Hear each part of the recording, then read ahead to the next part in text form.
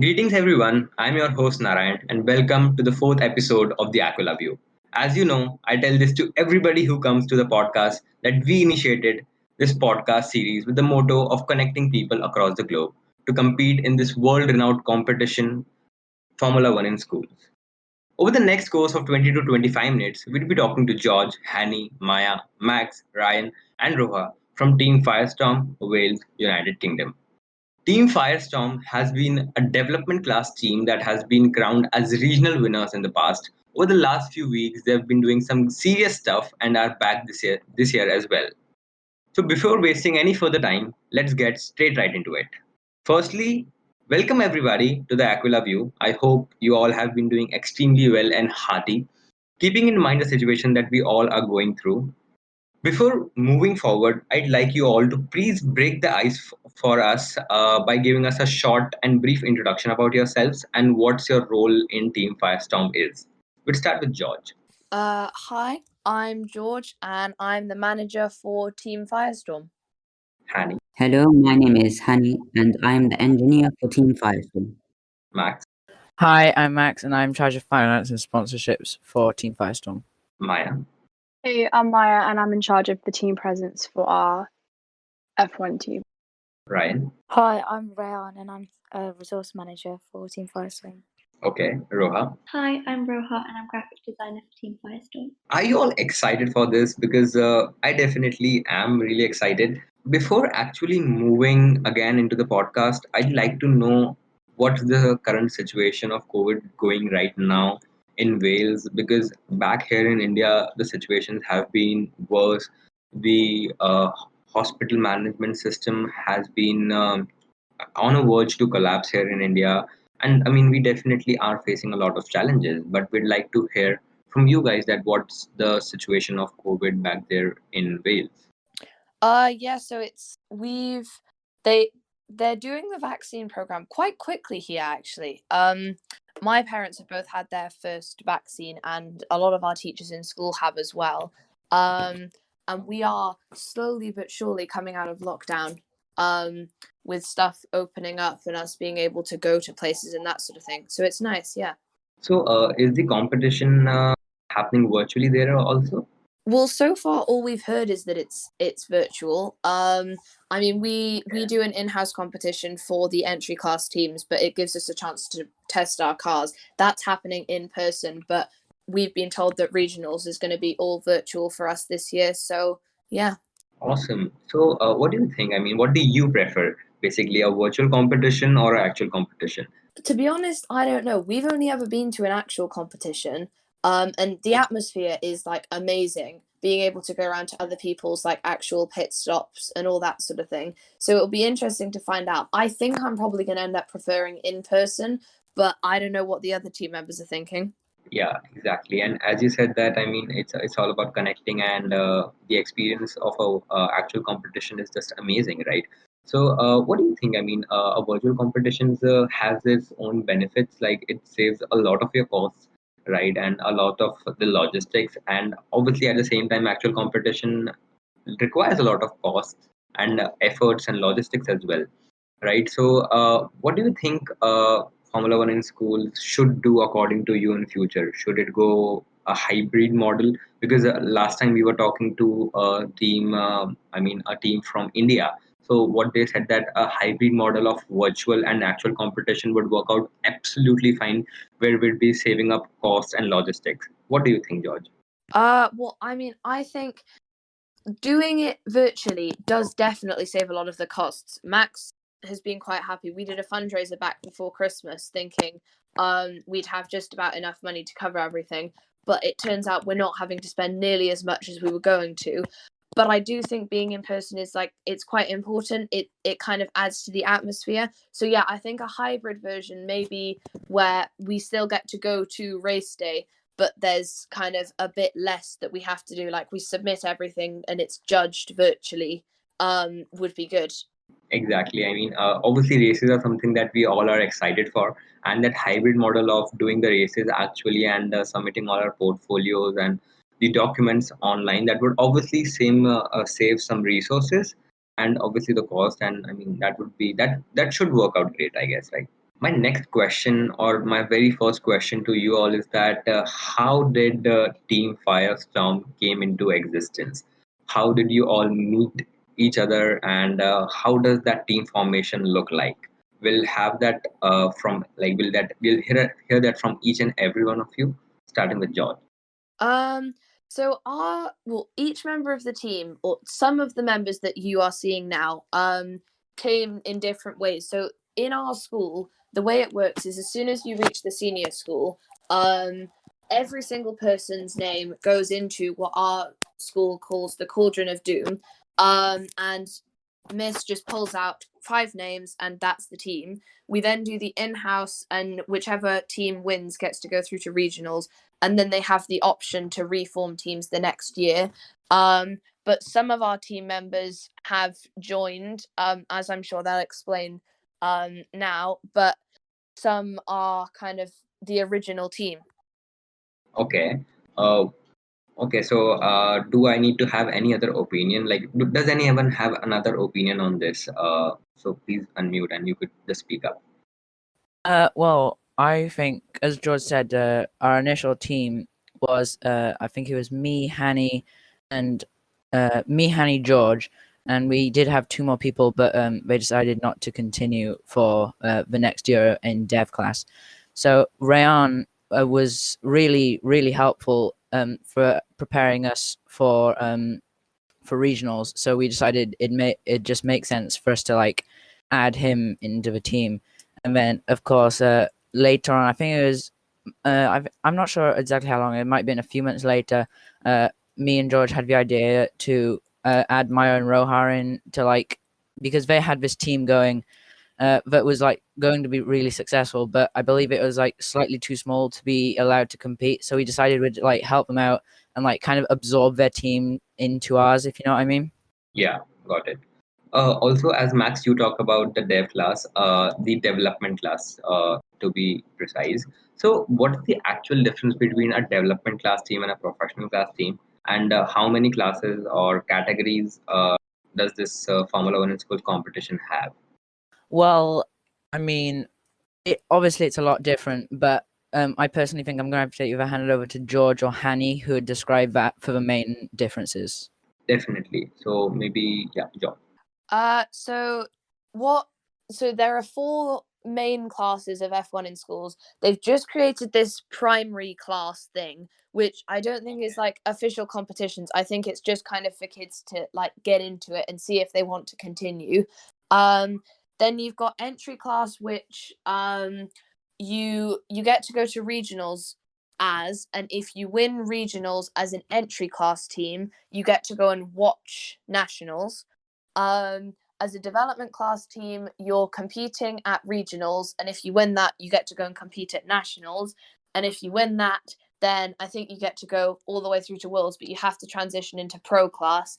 And then pro class, you go all the way through. So every time you win a competition, you just move up to the next level till eventually, hopefully, you get to world finals.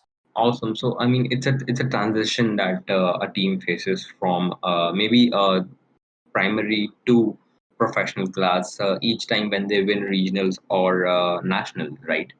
Yes. Okay, so that's amazing. The next thing that I'd like to ask you all is that what do you think about Formula One in schools as a competition, right? Because you guys have been doing for multiple years, right? So what is your opinion that okay, what is Formula One in schools as a competition, and why are you guys doing it? So we're doing it.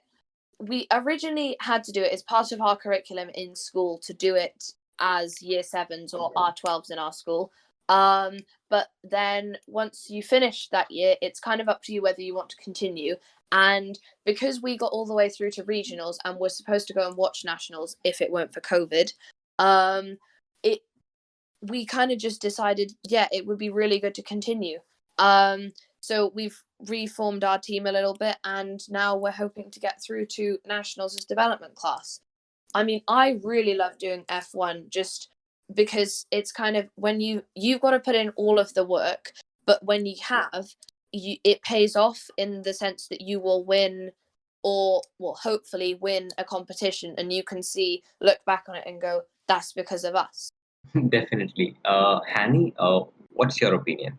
Well, I think it's F1 in schools drives innovation, and it's very useful to get to know your members of team, and it takes you to many wonderful places. As if you make it to internationals or nationals, you get to travel around, and the more you progress, the more you really learn about the kind of community which is within F1 in schools.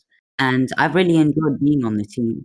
And if it wasn't for F1 in schools, I probably wouldn't have been very good friends with them. So. Yeah, exactly. That's for sure that we end up having some great friendships, I guess. Max? Well, I love F1 in schools personally. I think it's great what it brings us together, and like every lunchtime, well, not every lunchtime, but most lunchtimes a week, like we'll come in and like we'll work on what we need to work on. And I think the end goal, I think, is really spectacular. Like if you get to pro, or if you want to continue to pro, like you'll get to like see some amazing parts of the world that you just wouldn't if you weren't doing it. And I think the like friends you would make, like it's like I think it is really really clever how like the team, as you work as a team, like you sort of like build friendships with each other. Exactly. And as you talked about that while having lunch, you talk about Formula One schools and basically what's your strategy be or anything that is related to Formula One in schools. I mean, I relate to what we used to do in schools as well because we were not back then we were not participating in Formula One in schools, but we were competing in many other different regional and national level competitions, and it's so good that all right, you are engaged in some or the other work that no students have been engaged in, and I mean that's altogether a great experience.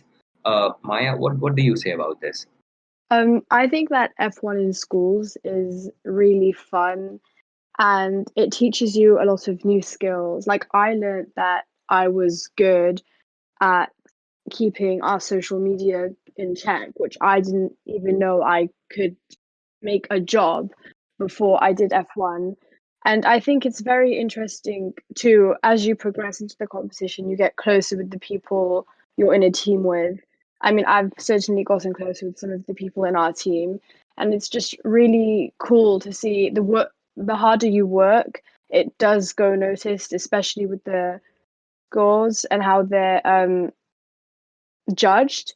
And I think it's really cool how you can travel the world too, depending on how far you make it into the competition. Exactly. Yeah. I mean, travel is something that we all love to do and explore new things. Definitely, yes. Ryan?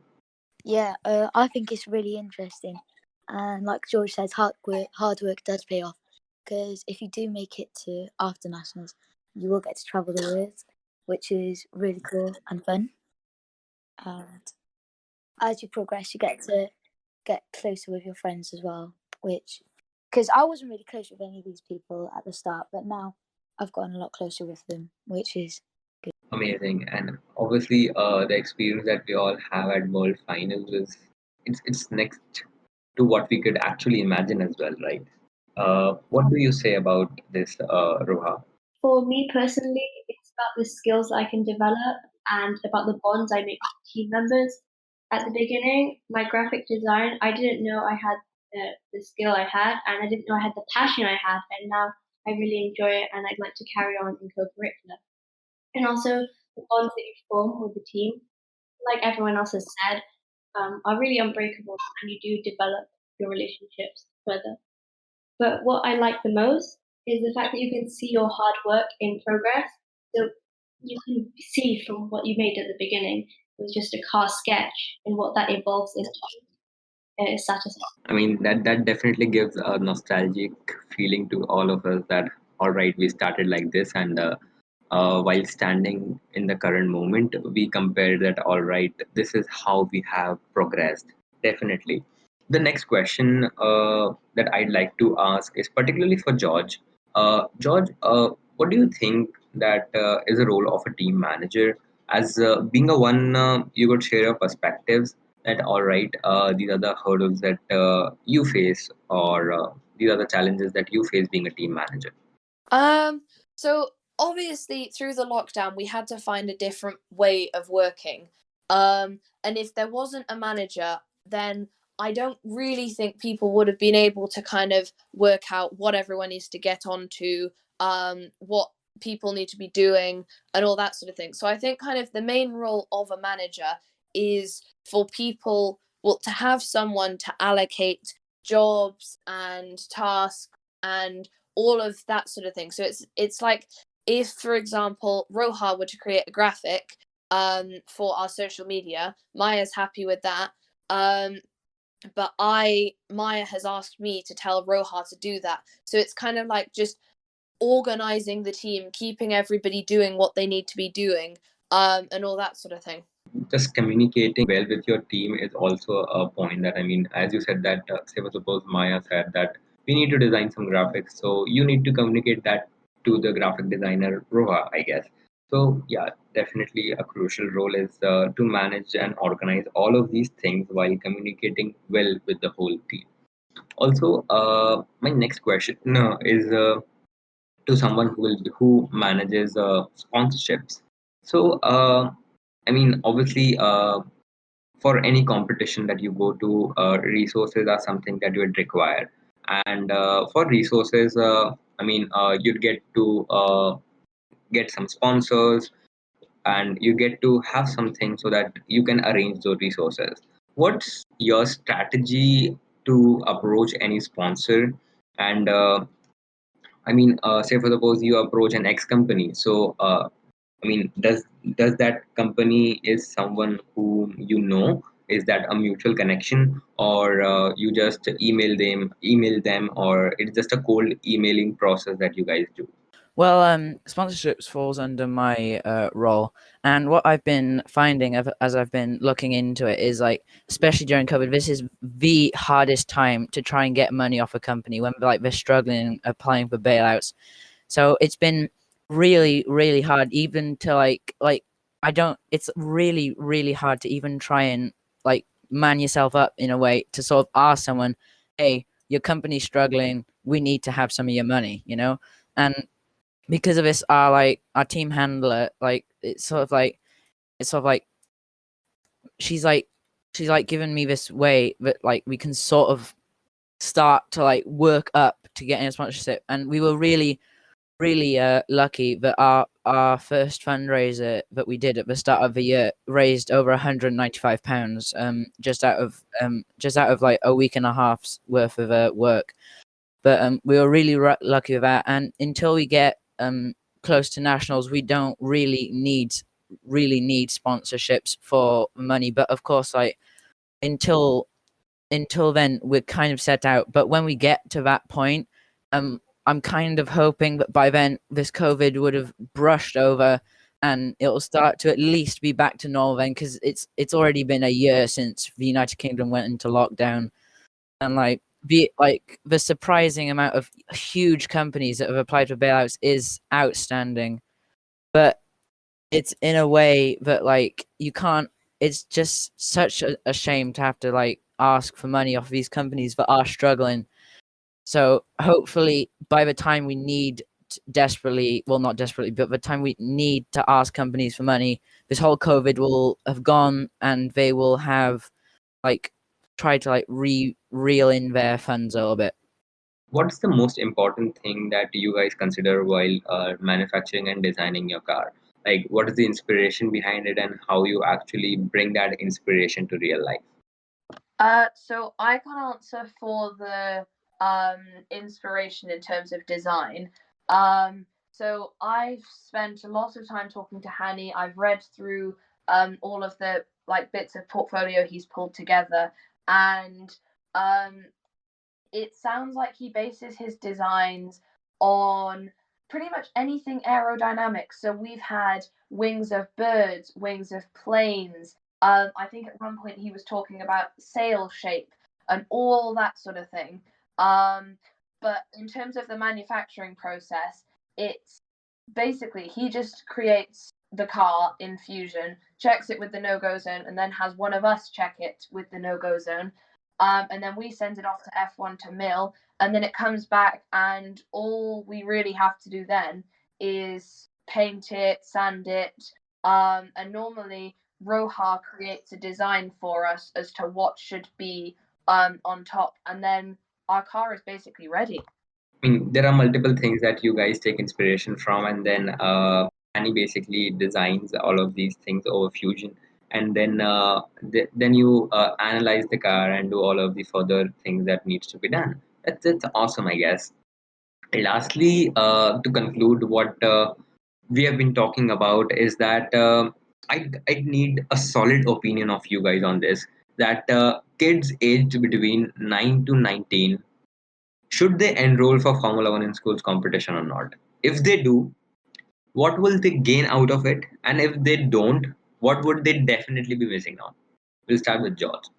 So the question is, should they add a rule to, like, in terms of age? Yeah, I mean, kids between 9 to 19, should they enroll for Formula One in schools or should they don't? And if they do, what would they be learning out of it? And if they don't, there's like what they'd be missing. So I think if they were to do that, it would make the group of us, like as in all the people doing F1 in schools, everyone in the community, I think it would probably make it like a bit closer. But I think if people were to be missing out, you've got these kind of pro teams that work really hard, and then they're suddenly told they can't like participate anymore. Awesome. Max? I think that I don't see who wouldn't want to do F1 in schools. But at the same time, like when you say all the way down to 9, like when you think about it, that is a young age. Like we're all 13 and we only started last year. And like I remember even last year, I hate to admit this, but I will. I was not taking it seriously at all, and that was me at 12. So, but I feel like there are definitely people out there who are young who could take it seriously. Like I remember when I was in a few years ago, I'd watch the people who were doing it, and I'd be like, oh, I can't wait to do that. But I think there definitely should be an age restriction, but I don't see what's wrong if they did do it, you know? Got it. Ryan? Yeah, I think everyone should take part, like starting from R12. Maybe a little younger, might be a bit too young, but to design a car, but maybe it could possibly happen. But I think R12 is a good age to start. Up to age 19. All right. Roha? I personally think that the younger, the better, because you get to gain experiences that you don't get in life that you might value at younger ages.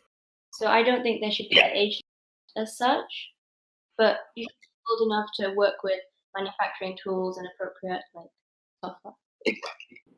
Awesome. So, I mean, to conclude that, I mean, there shouldn't be an age barrier, and there's no harm doing it. And also, if you do it, obviously you're gaining something out of it. And as Roa said, that it's something that is you take it for life, and as early you enroll for this competition, the better might be the chances you to go and compete as a professional class team in the world finals. And who knows that you might be the world champions, right? So awesome, guys.